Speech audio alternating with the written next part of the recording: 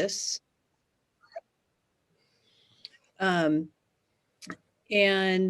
Would you like to start with reading a section for us? If you could tell us too what page you're on. Sure. Well, first of all, thanks so much, Joanne and Marci and Sally and Dave and everyone for the invitation. Great to be here with you all.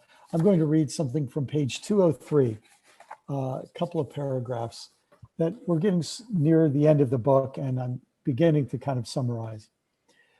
Perhaps we are coming to a place where we see the survival value and even the survival necessity of stage 4 faith. Faith after and with doubt. The faith of harmony, integration, connection, solidarity, wisdom, contemplative action, moral intelligence. The faith whose fruits are not hostility but love, not anxiety but joy, not win-lose competition but peace, not panic or apathy but patience and persistence, not judgment but kindness, not greed but generosity and goodness, not betrayal but faithfulness, not self-centeredness but self-control, faith that expresses itself in love. I can't help but think that this message of faith expressing itself in love has been the goal toward which the Bible has been pointing all along. For example, I see it in the words of the Hebrew prophet Habakkuk, who said in a time of terror and darkness, "The just shall live by faith," or perhaps better translated, "The just shall survive by faith." I see the same message in the words of Jesus when he said that with faith we can move mountains, meaning that with faith we can transform the most intractable elements of the human landscape from violence and fear toward wisdom and love. I see it in Jesus' words about having faith like a child, not the proud and rigid know-it-all arrogance of the religious gatekeepers, but the flexible and humble faith of the curious and inquisitive. I see the same thing when Jesus says we need faith like a grain of mustard seed, a faith that is measured not by its hefty belief content, but by its amazing growth capacity. I see it in the miracle stories when Jesus doesn't say, "I have saved or healed or liberated you," or even, "My faith has saved or healed or liberated you," but rather, "Your faith has saved or healed or liberated you." I see it when Jesus teaches that we need not a rigid wineskin of required beliefs, but an expansive, flexible, and dynamic faith, full of ferment and foment like new wine. I see this theme unfolding in Paul's magnum opus epistle to the Romans, when he celebrated Abraham not for the perfection of his beliefs, but for the compelling power of his deep faith, faith that persisted against all hope, faith that resulted in new fertility, new birth, new promise for all the nations of the earth. I see it in 1 Corinthians 13 when Paul contrasted immaturity with maturity and equated maturity with the realization that love matters most. Now that I've seen this theme of the primacy of love, I see it budding and blooming everywhere, and I can't unsee it. Perhaps the dynamics of faith and doubt are only a personal matter with great import to you and me as individuals. That would be enough. But perhaps whenever individuals like you and me move forward in love, the center of gravity in human civilization is shifted a little more toward love too. Then each new child born into human culture has a slightly more loving starting point, and they can throw the weight of their lives even further in the direction of love. If that's a possibility, then perhaps Pierre Teilhard de Chardin was right when he said, there is something afoot in the universe, something that looks like gestation and birth. And so that maybe is a place where it gave me a little chance to try to give kind of a high altitude view of this theme of faith expressing itself in love across the whole Bible. So again, just a great pleasure to be with you. And I look forward to any and all questions that come in. Thank you, Brian. I really appreciated this book for the scaffolding that you kind of have given to the way we look at faith. And for those of you who haven't finished the book yet, there's kind of 4, he talked about stage 4 faith in the section you just read, but we have, faith that starts kind of with simplicity and then complexity and then perplexity and then finally stage 4 into harmony. And it's something that as a pastor and before that as a youth director, I've seen for sure, but hadn't had quite that same lens for. So thank you for this. It was very helpful. And I also realize you talk in the book about how it's connected to like where we are as a civilization and a culture too, and how we all move through these stages. And it occurred to me as I was reading that the anti-racism work that we've been doing at Calvary and that I've been working on myself, I definitely can, like, that's maybe where I can see those stages the clearest. And I think maybe I'm in perplexity right now because I have more questions than I have answers and I'm afraid to talk. But where are some other places maybe where you would apply this scaffolding? Well, first, Marci, it makes so much sense to me that this would resonate with you, knowing that you used to be a youth pastor, because youth pastors sort of start with the idea that the people in their charge are going through rapid changes. I mean, from 13 to 18, think about how much changes. But one of the weird things in grown-up church is that we assume everybody just stays the same for the next 60 years. And I mean, that's just absurd. I guess some people do, sadly. And sadly, probably some churches help them stay the same through all those years. Keep them there, right.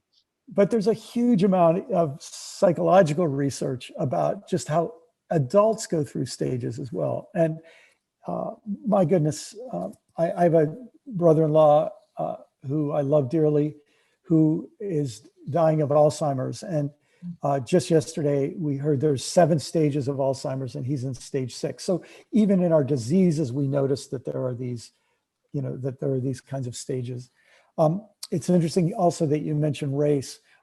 I was introduced in the book, I basically say I'm trying to summarize the work of about a dozen stage theorists. The one that's best known probably in the religious world is James Fowler, and a wonderful 9-stage framework. I was introduced to this through a secular theorist named William Perry, who also had a 9-stage framework, and all kinds of synergies between them. But some years ago, as I was beginning to try to do some of my own anti-racism work, I started reading about a racial identity theory. And that was so interesting because one of the things about being a white person in a white dominant culture is you don't have a lot of awakenings about your stage theory. In other words, it's somewhat seamless and not too conflicted. But for me as a white person, understanding what it's like for people of color, or beginning to understand through that reading of the different stages that happen, you start to realize that stage theories are at work just about everywhere, even in business. Who's the guy who wrote The 1-Minute Manager? Ken Blanchard. Ken Blanchard had a 4-stage theory. Let's see if I'll remember them. Stage 1 was the enthusiastic beginner. Stage 2 was the disillusioned learner. There's another stage 2. Stage 3, I think, was the disillusioned learner. So the idea, even anybody who accomplishes a new task goes through certain kinds of stages. I think our nation right now is in this, one of the reasons we're so stressed out is, in terms of my 4 stages, I think the United States likes to be in stage 2. Yeah. I think that we like that can-do pragmatism. Mm-hmm. But then what's happened in my lifetime is more and more of Americans have moved into stage 3. And what that has done, I think, is kicked off a kind of backlash where a lot of people then have reverted or dug their heels into stage 1. And so it's not like we just have a polarization between 2 adjacent stages. I think we have a polarization between stage 1 and stage 3 right now. And that's I think we also in some ways have generations in different stages. I'm Gen X, and I think I was kind of born into perplexity. You know, Yes. I mean, I kind of, and whereas, you know, the boomers are very much in kind of stage two kind of pragmatism, and the generational piece is there too. There's a question about faith in the, it's not in the Q&A, it's in the chat, but it's about and you mentioned it in the book, about the difference between faith and belief. Yeah. You want to speak a little bit about that? Sure. I'm really glad for that question. So first, let me just make a quick reference to the passage I just read. In the New Testament, Abram is lifted up, later known as Abraham, is lifted up as the father of faith. But what's so interesting when you really try to take Abraham seriously is that he lived before Judaism existed, right? So he had a compelling spiritual experience where he felt God call him out of, it specifically says, his father's house and his homeland. So he goes from everything that's familiar and he's called out on a journey, but he has no theology. All he has is a couple of weird experiences and weird visits from strangers. So, you know, he certainly doesn't believe in any traditional Christian doctrines and that sort of thing. Abraham has faith even before he has circumcision. And when you think about circumcision, it becomes, for the Jewish people, an in-out marker, a little bit like baptism is for Christians, right? So you think Abraham starts on his journey before he has any kind of faith. So I just think the question is really good because it reminds us whatever faith is, the great hero of faith proclaimed in the New Testament, Abraham was a man without a lot of conceptual theology.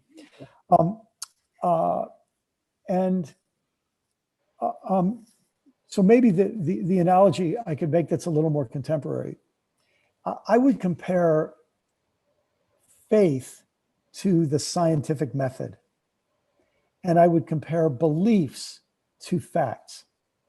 And if for folks who know something about science, science doesn't just proclaim facts. Science practices the scientific method. And sometimes practicing the scientific method requires you to overturn your previously accepted facts. So you could say that the method yields facts, but it also challenges facts. And what I would say is faith can yield beliefs, but it also challenges beliefs.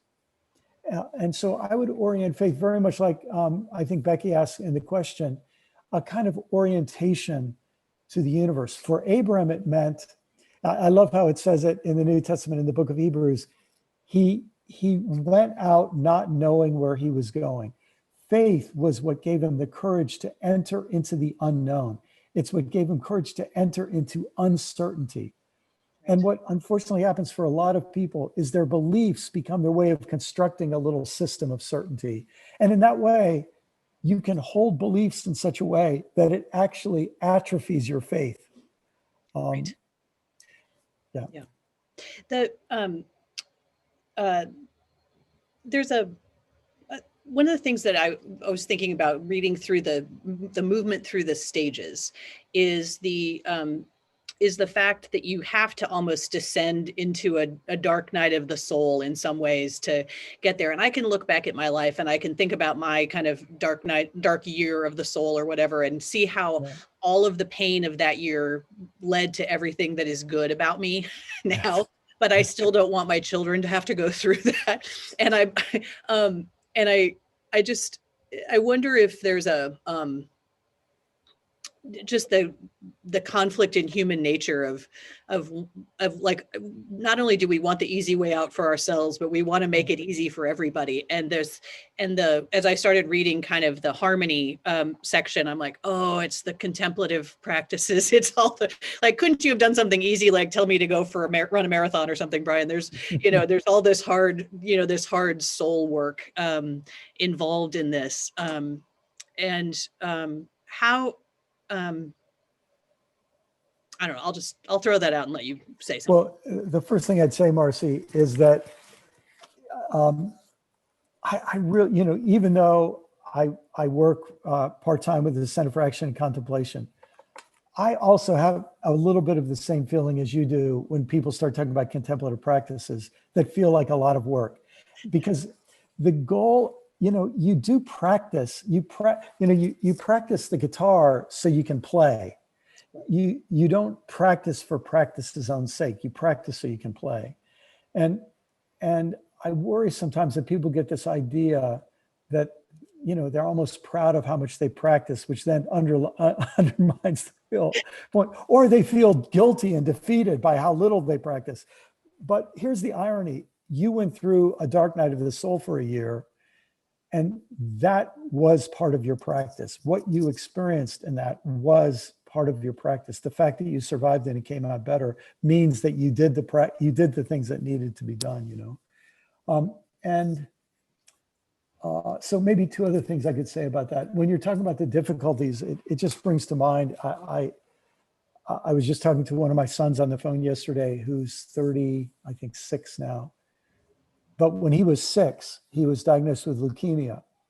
And so obviously as a parents, we spent 3.5 years of daily chemotherapy and all the rest.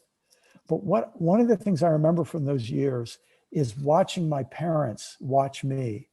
And now I realize they weren't just they were feeling terrible for their grandson, but they were really feeling terrible for their son, for exactly the reason you say. We would never want our son to have to go through this, right? But of course, as you said, it's the going through of some of these human pains that makes us better humans. And so in a sense, that was part of their becoming better humans, was feeling the pain of their son having to go through this. And this is, to me, this redemptive way that we respond to pain. One last comment about your insight about, that there's some trauma, there's some challenge of moving from one stage to the next, especially moving into stage 3. But if you think of it this way, stage 1 gives you a set of rules to live by. Believe the right things, things will go right. Follow the right authority figures, things will be good. We are good, they are bad. And when you reach a point where you think, we are not always good and they are not always bad, and some of these beliefs seem a little crazy, and in a sense, you're doubting the rules of the game. You aren't even capable yet of knowing whether you doubt God or not, because your first doubt is the rules of the stage 1 game. And you would never leave stage 1 if you didn't doubt its rules. Right. And then I think the same thing happens in stage 2 and the same thing happens in stage 3. Yeah. And then there's a question in the chat about, can you be kind of intentionally move through the stages, just like tomorrow I'm moving on to the next one. But I'll counter that with something I learned from our mutual friend, Suzanne Stabile, about how transformation happens when you're at the edge of a cliff and you can't go back and all the doors are locked and you have no place to go but off and into the future. Gosh, it's so interesting. I just was reading an article a week or two ago about what's called transformational education.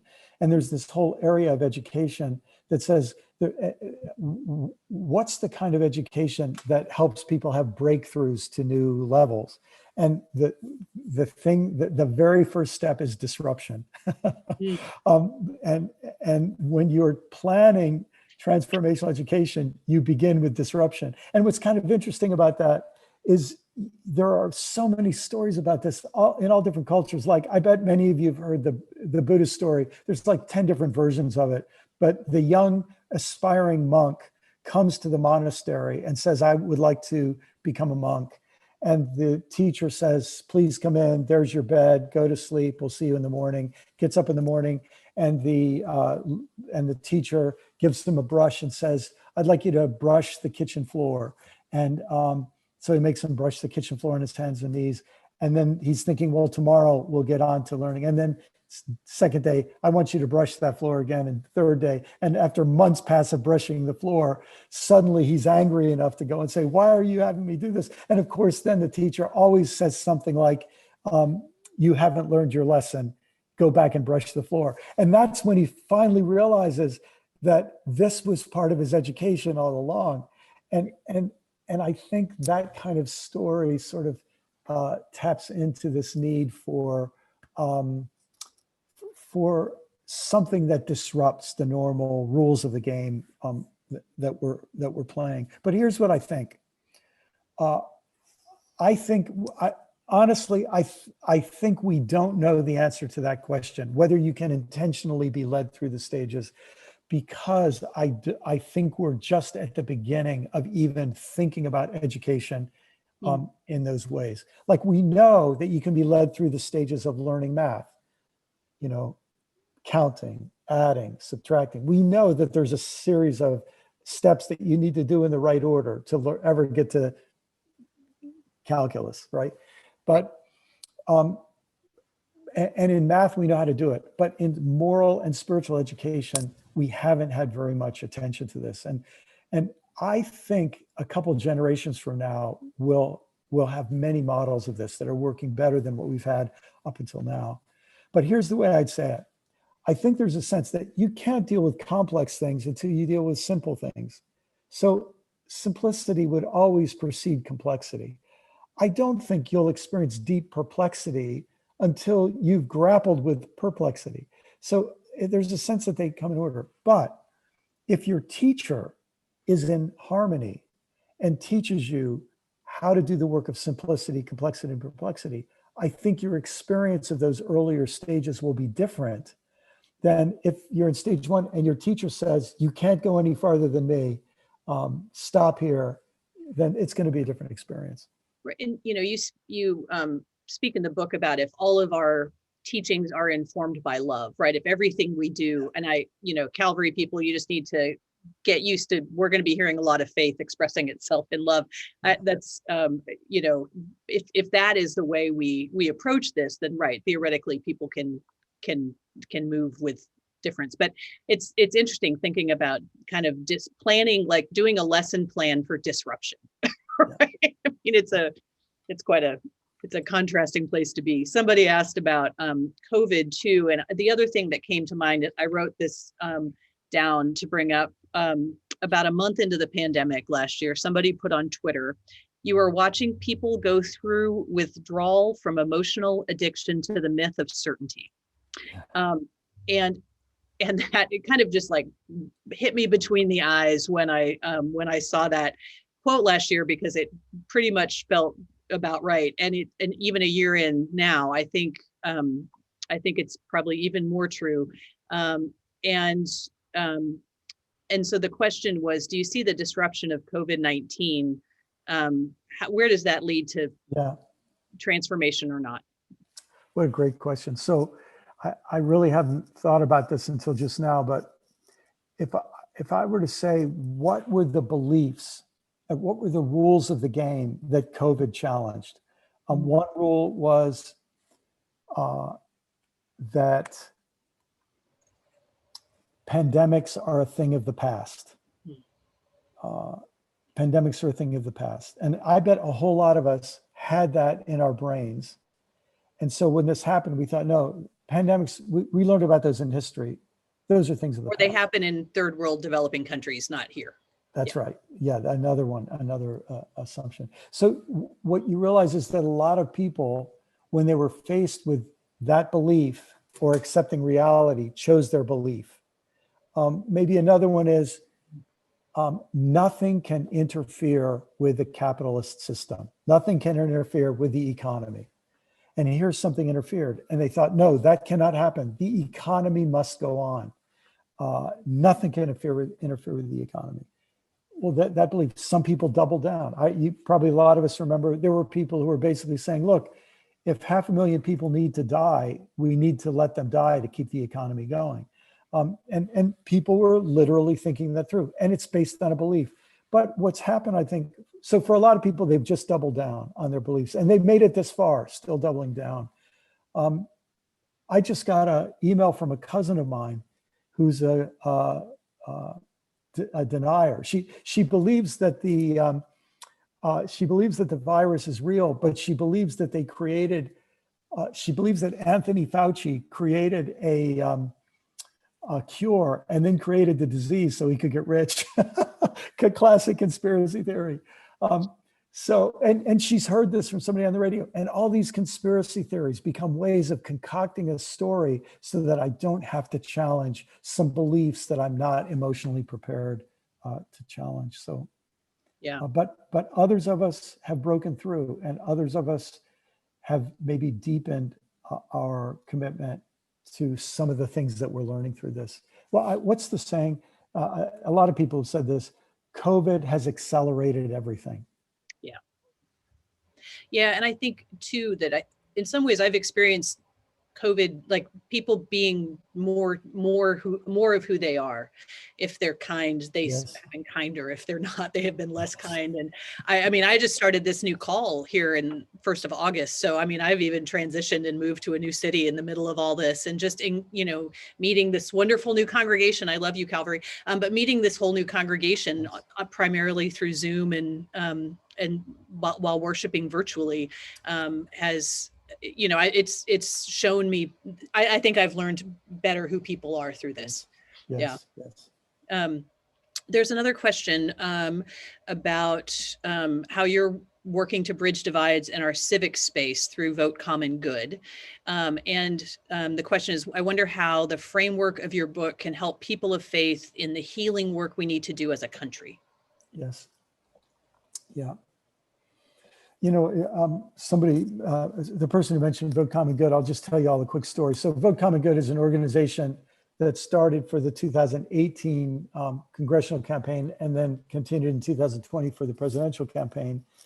And the goal was to help, to say it very bluntly, the primary goal was to help white Protestants and white Catholics be able to not vote for a Republican in this election. We weren't even saying you shouldn't be a Republican. We're just saying in this election, because of what we believed about Donald Trump and he was doing, our goal was to try to help people have an option who were told that if you're Catholic, you have to always vote Republican, or if you're evangelical, you have to always vote Republican. And we just want to help open that up a little bit. So part of what I did, the main thing I did with the organization is I did training of candidates, and I trained a lot of candidates. Some were religious, many were secular, but I trained them in how to reach out to religious voters. And one of the trainings that I did with candidates is really related to these stages. If you took these 4 stages, you could, well, actually, I'll use a different framework. But I said that I think we say we have 2 parties, but we have 4 electorates. We have a far right that some political scientists call traditionalists. And then we have a center right that are called conservatives. And then we have a center left that are called liberals. And then we have a far left that are called postmodernists or progressives. And we've generally conducted our politics with those 4 electorates for quite a few elections. But I argued what emerged to the right of traditionalists was an authoritarian spirit or authoritarian framework. And this framework, in a sense, took away values of traditionalists and conservatives and substituted them for the values of authoritarianism, which is a short list. Authoritarians value winning for their side over anything else. Doesn't matter what kind of authoritarian. And what I kept saying to these candidates is there are good traditionalist values that have been wiped away, and there are good conservative values that have been wiped away. And whatever politician you are, your challenge is to find the good values that have been in each of these 4 groups that are in danger of being wiped away by authoritarian values. Your job is to integrate the values across the political spectrum, the positive values. And that to me is one of our challenges politically as a nation. So if you find yourself as a progressive, one of the smartest things you could do is start thinking, what are the good values that traditionalists hold? And if you're a sort of center right person, conservative, you want to say, well, what are the good values that those far left progressives hold, so that we start to see there are good values across the board, and there are probably downsides across the board. And how can we then become honest about the downsides and integrating across the upsides? And that's a little bit like what stage 4 is about. Stage 4 is about solidarity and integration. Right.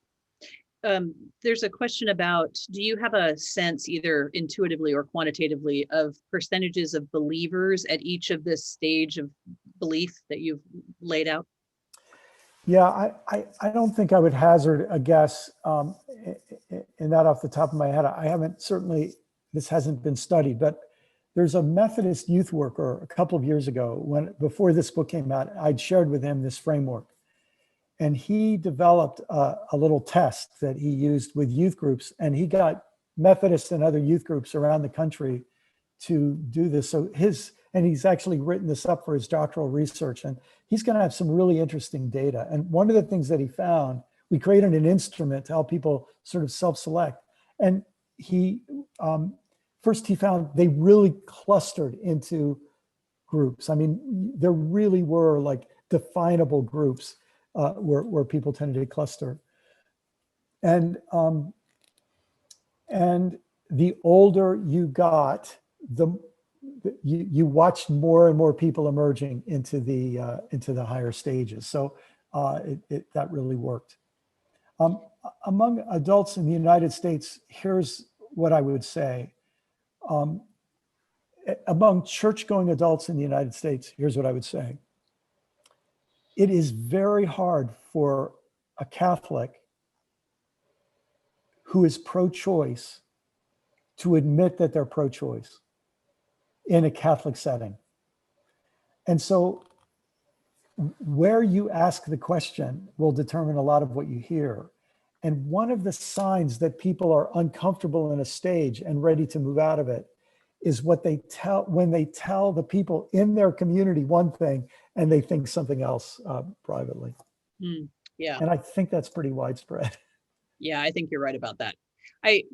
Thinking back to my time in youth ministry too, just you spoke about the need to have kind of mentors or people to kind of help kind of show you the path. Yes. Moving forward. And I'm that was something I was always wanting for my own children, is so that I didn't have to be that person for them, right? That they would have access to other adults who could do that. And I'm so grateful for the relationships that I had that allowed the parents to trust me to let their kids ask questions, right? Because that can be scary if you don't know, who their mentor is. And as people, you talk a little bit about the religious nuns, NONES, in the book, but as more people continue to not identify in faith communities, like that finding of the safe place to ask your faith questions becomes more challenging. So true. And that's why stage 3 to me is really kind of the pivotal stage for our churches to understand, because so many people are driven out of faith when they get to stage 3. And it is not easy creating a accepting and helpful environment for folks in stage 3. I've spent most of my adult life doing it, so I know it's not easy, but it is so important. It is so important. And if we don't do it, the consequences are and it's not just bad for the church, but for everybody. Right. And it's not even a rewarding, like I was talking to somebody recently who's probably in stage 3 now that I think about it, and just, had all these doubts and was able to voice them to me. And my response was, that's good. Like, it's okay. It's fine. And it just didn't feel like a satisfying answer to give. I could tell he didn't think it was a satisfying answer to receive either. I mean, we kind of talked through a little bit more of it, but it's just not a comfortable place. There's not a satisfying moment about it at all. You talked about Rachel Held Evans, and I didn't know her as well as you did, but I worked with her at a conference, at a women's conference once, and just fell in love with her. And I think she really did kind of lift up. I mean, she had a very public kind of movement through all these stages into harmony. And on page 211, you talked about, you quoted her saying, most young adults I know aren't looking for a religion that answers all of their questions, but rather a community of faith in which they feel safe to ask them. And I just wonder if you want to talk about your friend Rachel a little bit. I think she's illustrative of your harmony. Yeah. I think Rachel, well, two things come to mind. One is just, as you said, the journey she went on herself. People don't realize she was from Dalton, Tennessee, I think it was. Mhm. And I mean, that was the center of the creationism conflicts. And her dad was, I think, might still be a teacher at Bryan College, named after William Jennings Bryan, who's part of the Scopes monkey trials and all that. So there's something that when you're brought up in that kind of cauldron, and I feel this too, having grown up in a very somewhat extreme, sector of Christianity. When you're brought up in that kind of cauldron, you either leave or it's disruptive and you're transformed. So watching how far she came, I think, was a beautiful thing. But here's the thing that I think everyone, and I bet you felt this too, she just stayed such an approachable human being. Mm. And to have someone from, that kind of conservative Christian background for, I'm sure, thousands of young gay people who were just in the process of coming out, and to have this woman love them and extend grace to them, it was almost as if she showed a little redemptive edge of their own tradition that was not treating them that way, and she became like the counter example that helped them have faith. At least one person from this background has been good to me. And ultimately, I mean, Rachel's a great writer and a really good thinker, but it was her just kindness as a human being, I think, that added just immeasurable weight to her words. And her humility and her, I mean, right, you would never, you see a keynote speaker at a conference and they're usually like, you can tell who it is. They kind of are, and she's just sort of, she was not that. Yes. She was not that.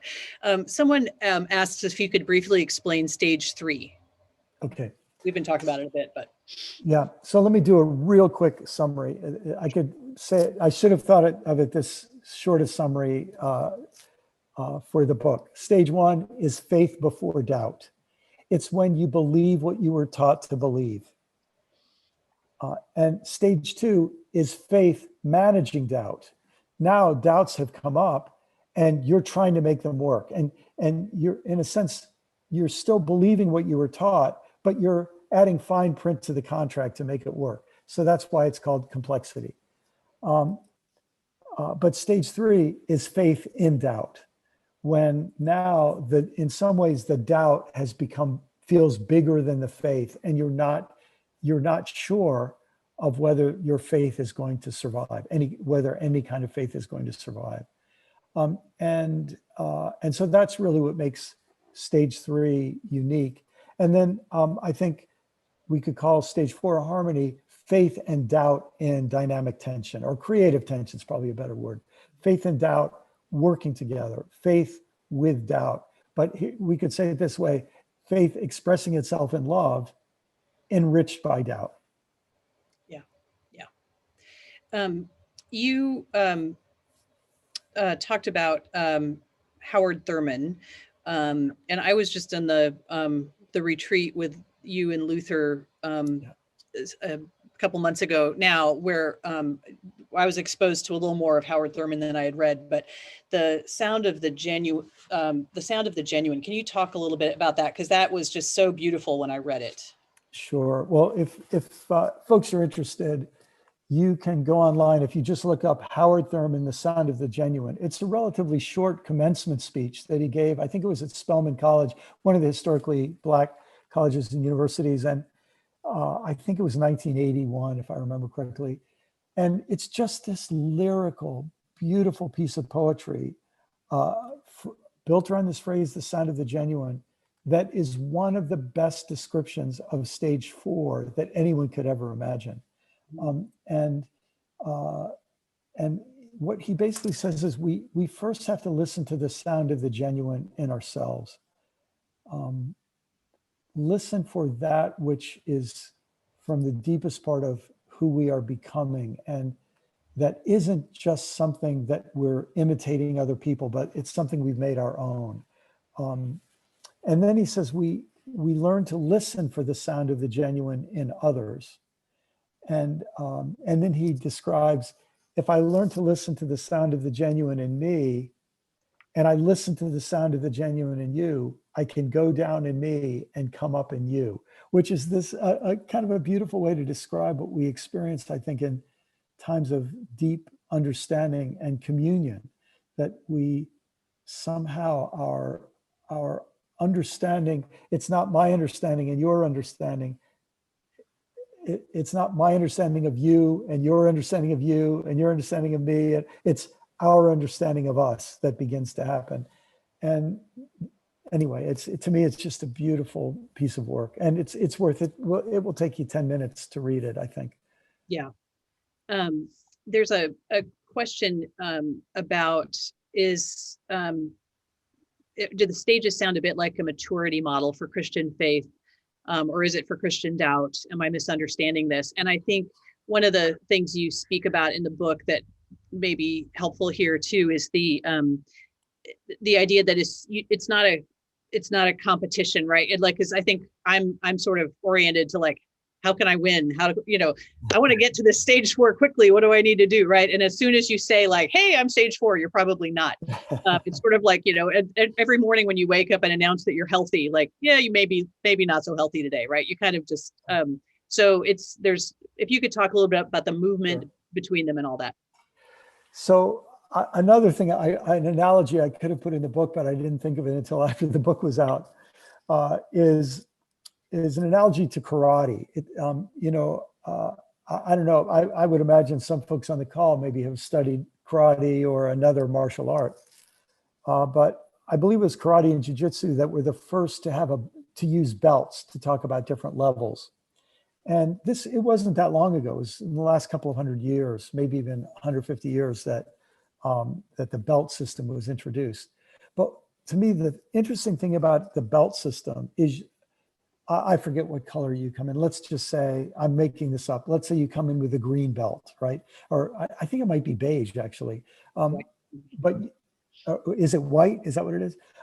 So you go through a series of belts, and eventually you get to black belt. And the great thing about that is it tells you from the beginning that there are things you need to learn, and that we've figured out these things in succession. And you do your best, and we'll tell you when you're ready. And then we'll acknowledge what happens by giving you the next color belt. And it puts you in the game, in a sense. It puts you in the practice with an awareness that there are things to learn. And let's be serious about you learning them. And unfortunately, what happened in the Christian faith is that we basically had a one belt system. and so as soon as you're in with the right color belt, you've arrived, and there's nothing more to learn and do. And that has a whole lot of consequences. And so I think, so when someone says sort of a system of Christian maturity, well, I think it could be, but in that positive sense. But the thing in black belt is, if someone said, if you just pay $1,000, we'll give you a black belt, it would mean nothing, because the value of the black belt is what you learn at each of those different stages in getting there. And that's why, to me, if we teach this correctly, what people will say is, what is mine to learn where I am now? And how can I learn it as well as I possibly can? so that I'll then develop the capacities to learn more. And if that's the only understanding we had, I think it would put us in a good place. Yeah, you quote C.S. Lewis from Mere Christianity. It may be hard for an egg to turn into a bird. It would be a jolly sight harder for a bird to learn to fly while remaining an egg. And you cannot go on indefinitely being just an ordinary, decent egg. We must be hatched or go bad. And I thought that was a helpful image too, right? You have to move through all the stages. Yeah.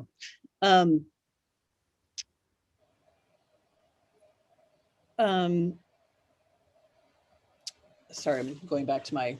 That's okay, Marci. Could I just make a quick comment on that? Well, and for anyone who's wondering if you see anything like this in the New Testament, let me just give a couple of examples. You'll remember in 1 Corinthians 13, where Paul says, when I was a child, I thought and spoke and acted as a child. And he doesn't say that was bad. That was appropriate to being a child. He says, then when I became a mature adult, I put those childish ways behind me. And so then he says, that's why he said, pursue the way of love. So this sense that there's a path of love, and that's what maturity is about. You see it in 1 John, where 1 John says, I speak to you young, it's all men in this case, but young men, and I speak to you old men. And so he's saying he's acknowledging we're at different places in the journey. And I even think you see it in Jesus' teaching when he says to the disciples at the very end of 3 years of ministry, there are more things I'd like to teach you, but you are not ready. You can't bear them yet. When the Spirit comes, the Spirit will guide you basically into the truth as you're ready to get it. And so I think it's not a new concept. I just think it's one that got shortcutted a little bit. Right. With you also write this is the crisis in religion today, not that children fall short of their parents' faith, but that they grow beyond it. Yeah, that's right. That's right. Yeah. Let me just make sure there's a question Marion asked early on about different stages of faith. And I just want to say that if you haven't been through the appendices of the book yet, there's a really helpful list of all the different stage theories that are kind of behind the scenes here, as well as some really good resources for doubters. So make sure to check that part out as well. Sorry, I've got all my little highlights and underlines.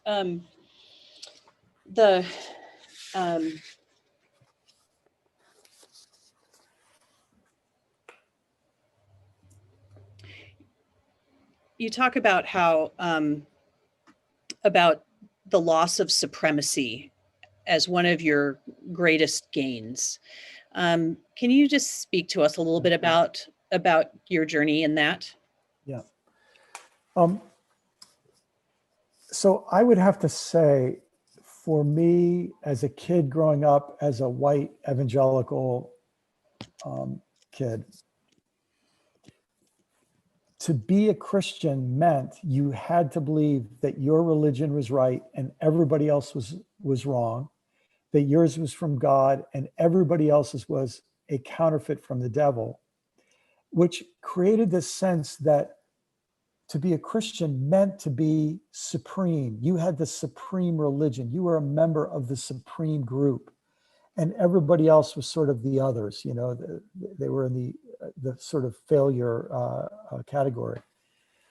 And I think this is highly relevant to what we're going on racially in our country, because I don't think you'll find, there are some out there, and I've actually met a few who are actually white supremacists and proud of it.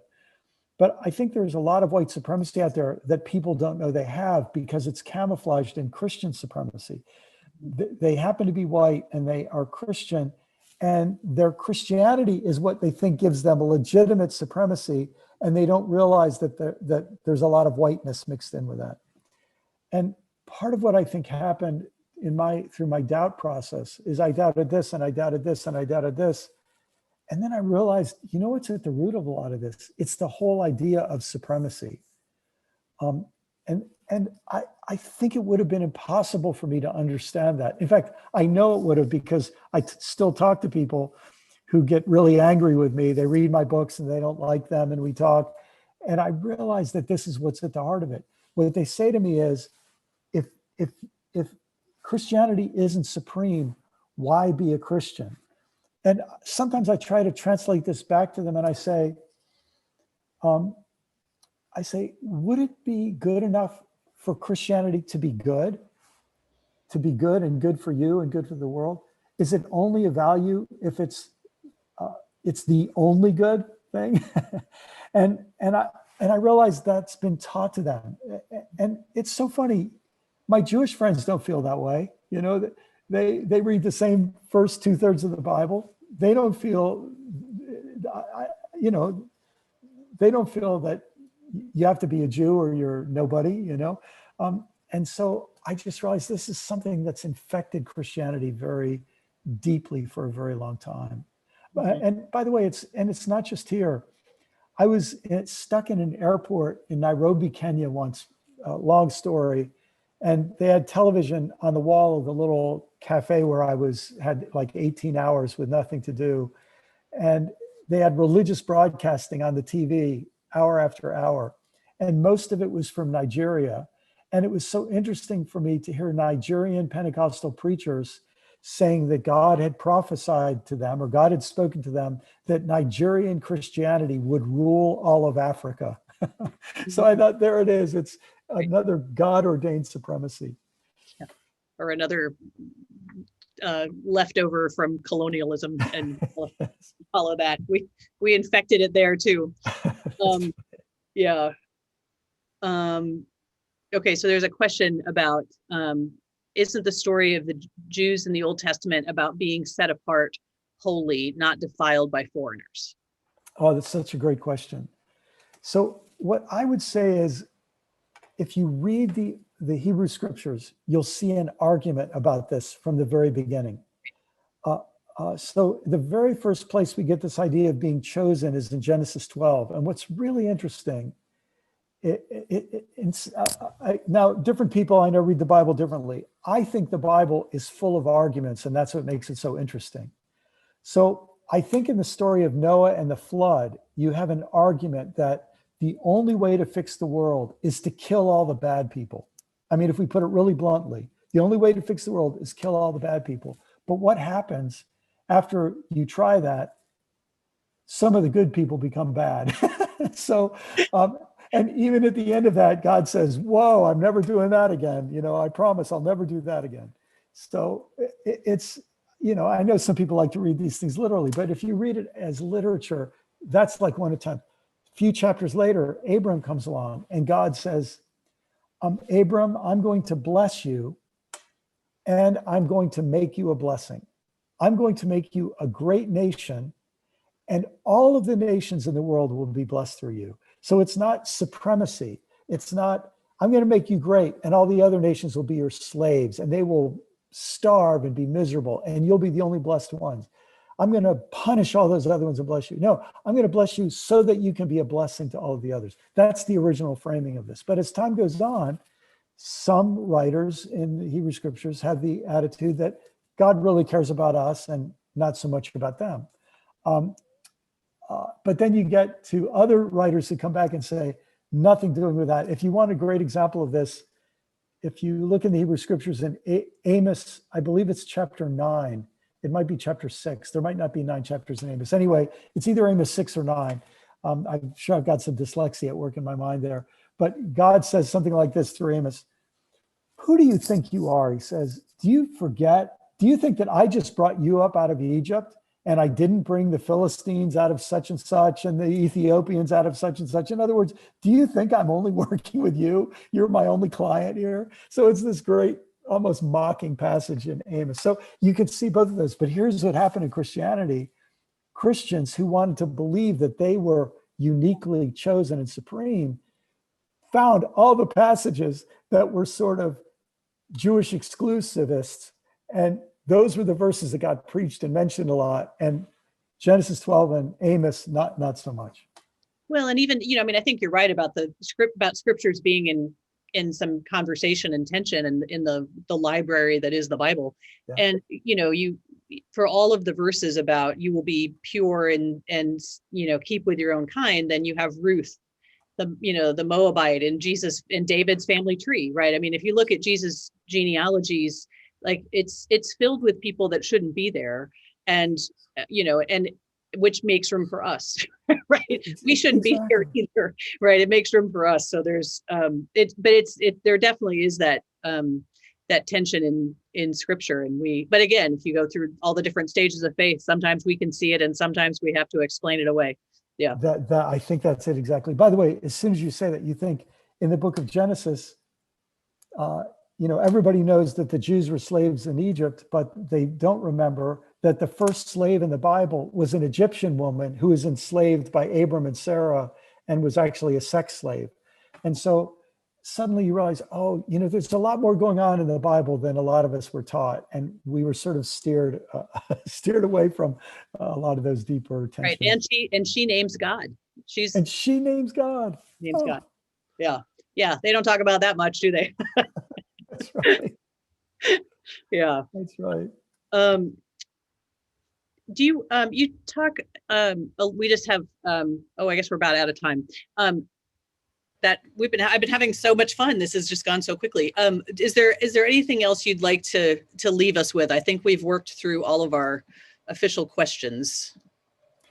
Well, just to say what a pleasure it's been to talk to you, Marci, and what a pleasure to get questions from your congregation.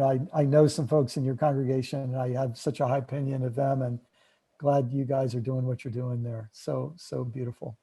I appreciate the convenience for you of being able to do this from your home, but for your next book, we hope we can welcome you in person in our sanctuary and celebrate you in person the next time. I know you've been here in the past, and we look forward to having you back in the future. So thank you very much for this, and I'm grateful for for so much that I have learned from your books and hearing you speak at various places. And I think the way you